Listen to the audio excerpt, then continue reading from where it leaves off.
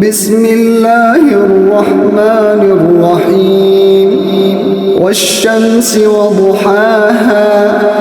والقمر إذا تلاها والنهار إذا جلاها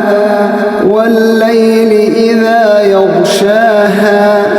والسماء وما بناها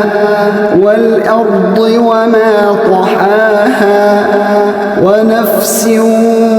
وما سواها فألهمها فجورها وتقواها قد أفلح من زكاها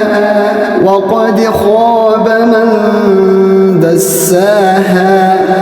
كذبت ثمود بطغواها إذ انبعث أشقاها فقال لهم رسول الله ناقة الله وسقياها فكذبوه فعقروها فدمدم عليهم ربهم